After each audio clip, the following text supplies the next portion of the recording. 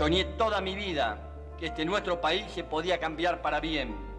Llegamos sin rencores, pero con memoria. Memoria no solo de los errores y horrores del otro, sino también es memoria sobre nuestras propias equivocaciones.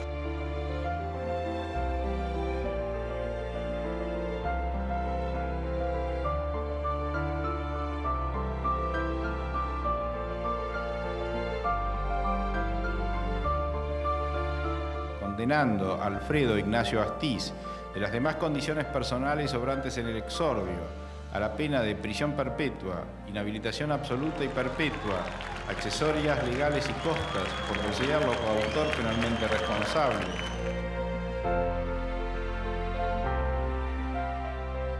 Aquella bandera y aquel corazón que alumbramos de una Argentina con todos y para todos va a ser nuestra guía. 33 votos a favor, 27 en contra. El matrimonio gay es ley en Argentina. La Corte Suprema de Justicia declaró constitucional la Ley de Servicios de Comunicación Audiovisual. Lo único que hicimos nosotros fue ponerle el hombro del Estado para que esa sociedad pudiera llevar adelante sus sueños, sus ilusiones y sus proyectos a través de una ley de medios audiovisuales.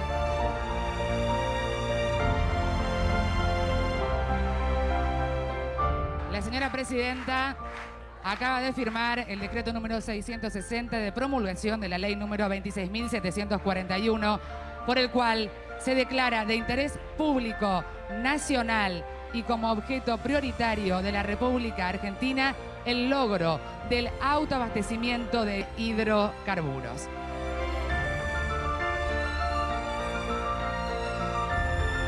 No creo en el axioma de que cuando se gobierna se cambia convicción por pragmatismo. Eso constituye en verdad un ejercicio de hipocresía y cinismo. Me sumé a las luchas políticas creyendo en valores y convicciones a las que no pienso dejar en la puerta de entrada de la Casa Rosada.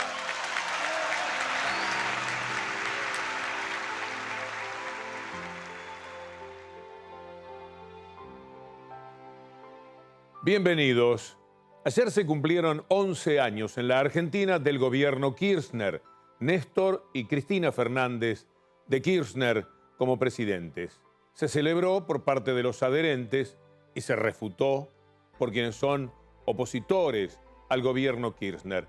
Lo que nosotros queremos es contarles un poco los hitos, las discusiones más importantes de este periodo y también ver cómo esto se inserta en el presente de nuestra América Latina. ¿Cuál es la relación de los gobiernos Kirchner con el resto de lo que llamamos la patria grande?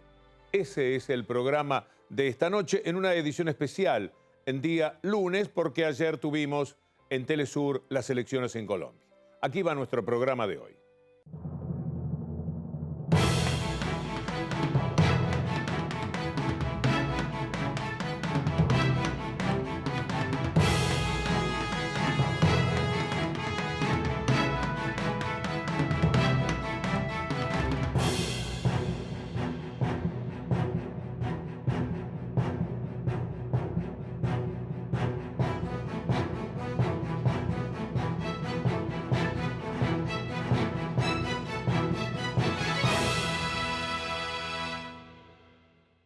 Hay un tema fundamental en la historia del gobierno Kirchner que es lo que a los derechos humanos atañe.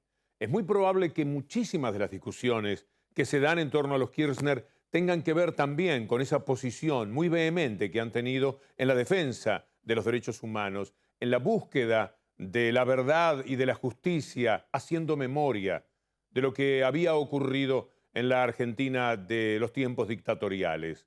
Por eso es que vamos a empezar a recorrer los hitos más importantes del gobierno de los Kirchner con dos periodistas notables, Mario Weinfeld y Roberto Caballero, a partir del tema derechos humanos.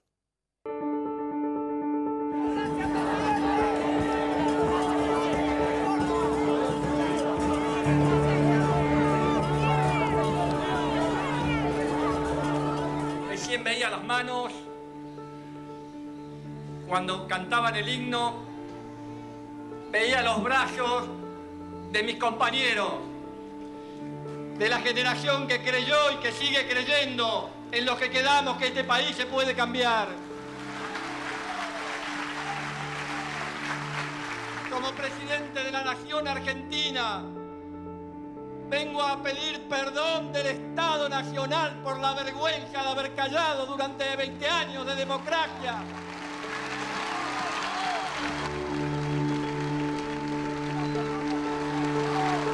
La política de derechos humanos del kirchnerismo es una política muy articulada, muy congruente, que arranca también desde sus primeras promesas como presidente y que tiene como planteo central el dejar de lado la impunidad que se había establecido en respecto a los crímenes de la dictadura por sucesivas decisiones de distintos gobiernos, de nuevo, gobiernos populares y democráticos. Y hablemos claro, no es rencor ni odio los que nos guía y me guía, es justicia y lucha contra la impunidad. Lo que Kirchner prometió de entrada era dejar de lado esa impunidad y para hacer eso impulsó que se declararan nulas e inconstitucionales las leyes de la democracia que habían establecido esa impunidad y reformó una Corte Suprema, colocando en esa Corte a jueces que tenían un compromiso con esa cuestión.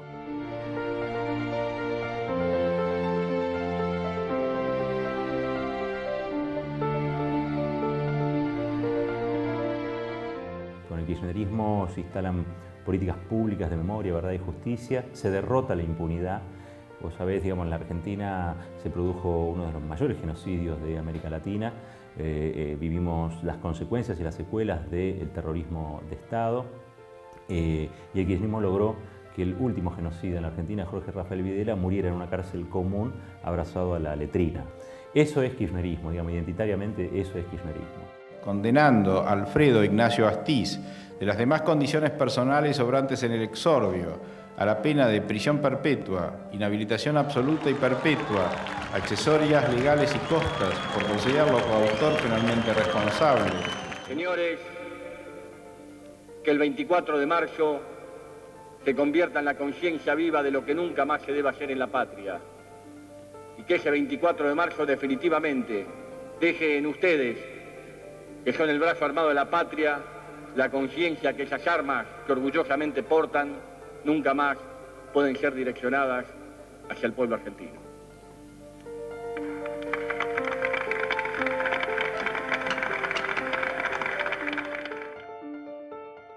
Ese es el análisis, que mucho respeto por cierto, de Mario Weinfeld y Roberto Caballero.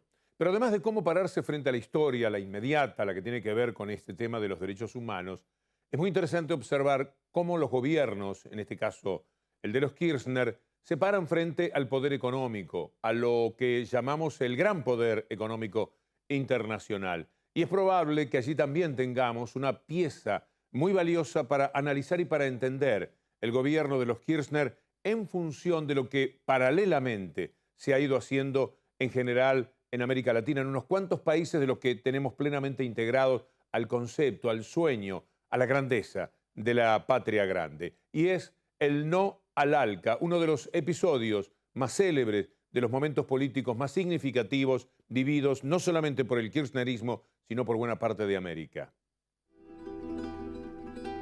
Queremos darle la más calurosa bienvenida a esta hermosa ciudad de Mar del Plata, deseando que estas jornadas de trabajo fructifiquen en la construcción de un escalón más que escalona el camino de este proceso de cumbre de las Américas.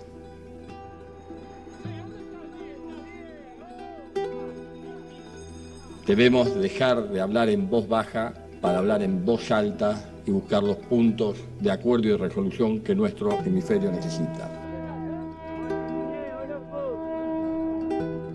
Uno podría decir que en términos anecdóticos, que el primer Néstor Kirchner era un hombre refractario, reacio a la política internacional. Su primera visión cuando aterrizó como presidente, cuando llegó, era que eso le restaba tiempo, que en la Argentina había muchísimas demandas, que había que consagrarse acá y que tal vez la política internacional era un mundo de diplomáticos, de formalismos y demás. Rápidamente fue cambiando su parecer y el momento nuclear en que cambió fue la cumbre de Mar del Plata. Hoy, lo que se le niega a la Argentina no son ya fondos o nuevos préstamos, que no hemos solicitado y obviamente ni pensamos hacerlo. Se nos niega la refinanciación si no aceptamos determinadas condicionalidades, que no son otras que las políticas que nos condujeron al default. Haber decidido junto a un conjunto de líderes latinoamericanos, de países y de pueblos latinoamericanos, que la pretensión hegemónica de los Estados Unidos hacia la región tenía que tener un límite, que pensar la integración regional con ojos propios, con mentalidad propia, con vocación propia, y no desde una perspectiva en realidad colonial que venía a plantear los Estados Unidos. Aquí en Mar del Plata está la tumba del ALCA.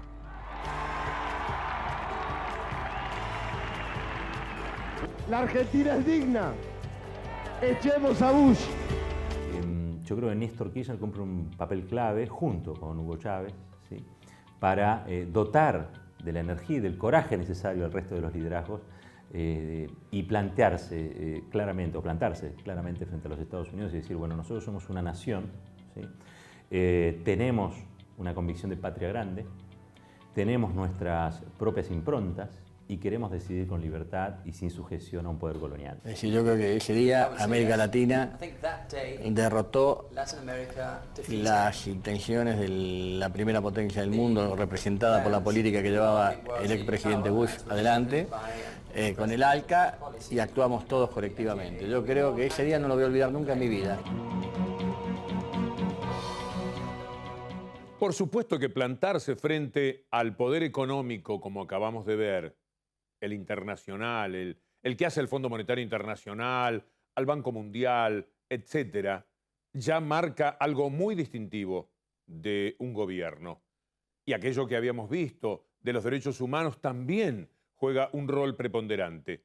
¿Cómo avanzar frente a lo que llamamos el liberalismo, que quiere ver aquella historia de una manera mucho más tolerante, o que quiere vivir muy cerca de esos poderes económicos que siempre condicionaron a nuestra América Latina? ¿Cómo pasar el cerco establecido por los puntos de vista del neoliberalismo y de sus medios de comunicación? Es algo muy difícil. Esos medios, hemos aprendido como nunca, en cada uno de nuestros países, particularmente en la Argentina, actúan con criterios que siempre tienen que ver con una defensa a ultranza de los principios neoliberales, que en la Argentina comenzaron a ejecutarse de una manera muy manifiesta en el mismo momento del golpe de Estado de 1976. O sea, con aquello hay una gran conformidad y coherentemente con esto, la manera de ver las economías de nuestros países es prácticamente una sola. Y tienen al periodismo para manifestarlo, para discutir, para ir contra todo lo que sea el progresismo de América Latina. Por eso es que se hizo imprescindible, como está resultando necesario prácticamente en toda América, una ley de medios. Algo que permitiese que los grandes megáfonos que históricamente estaban instalados en nombre del neoliberalismo pudiesen tener una contrapartida. Nunca se va a llegar al poder de ellos. Jamás. Esto es indescontable para nuestra América. Sería como imaginar una América con revolución agraria, con una reforma agraria. Es ya impensable, dolorosamente. Por lo tanto, concebir países donde los medios neoliberales que vienen desde el fondo de la historia con un inmenso poder, sean menos gravitantes en nuestra vida, es una cosa muy difícil. Pero permitir que sean cada vez más fuertes también fue parte de una gran discusión que se ha vivido en la Argentina y que nosotros vamos a acompañar en las imágenes y en el recordatorio con el periodista Roberto Caballero.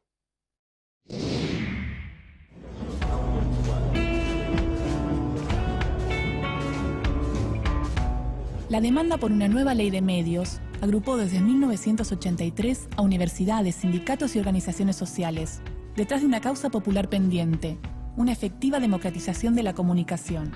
Si ustedes me dijeran, ¿qué espero del resultado de esta ley? Es que cada uno aprenda a pensar por sí mismo y decida pensar no como le marcan.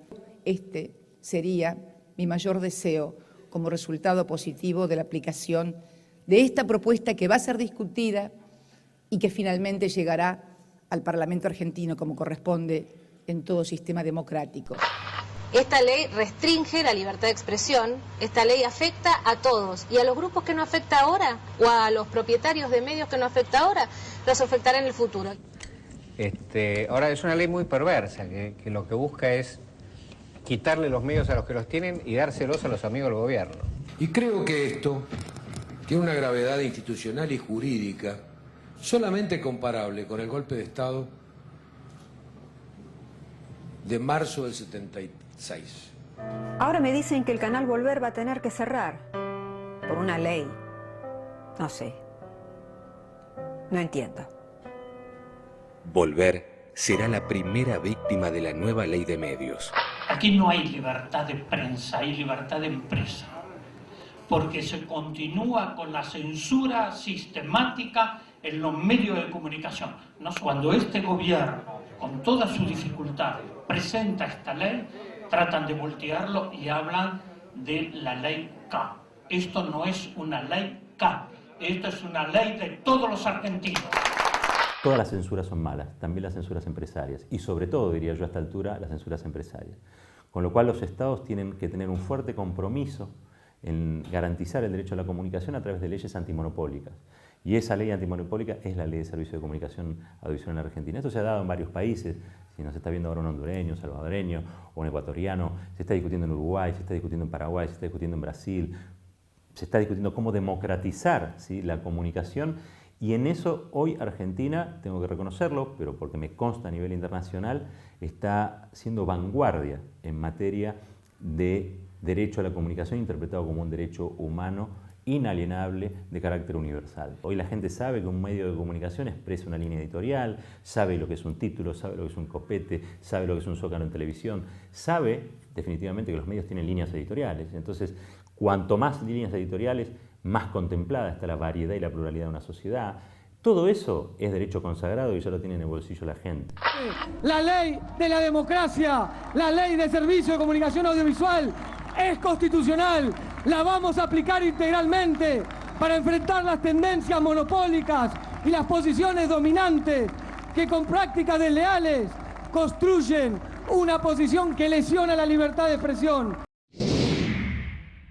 Acompañando lo que dice Roberto Caballero sobre la ley de medios, hay que señalar que los cambios no serán demasiado abruptos, pero a ese poder impresionante, inmenso, de los medios concentrados, al dividirlos, como estará sucediendo seguramente en las próximas semanas, y si no habrá que ver qué se hace contra ese poder tan impertinente y desobediente de la ley, que ha sido particularmente en la Argentina el Grupo Clarín. Si efectivamente se producen esas divisiones, y no solamente de ese oligopolio, sino también de los otros, cosa importantísima para un cumplimiento cabal de la ley, vamos a tener algunos elementos que jueguen a favor para democratizar la palabra, que es lo que importa. Si no, no hay democracia real. Si solamente un medio puede gravitar en la opinión pública de la manera que lo hace, a la larga, hasta la opinión pública termina comportándose como ese medio lo desea. Por eso, la ley de medios seguramente en los próximos tiempos jugará un rol, esperemos, cada vez más importante.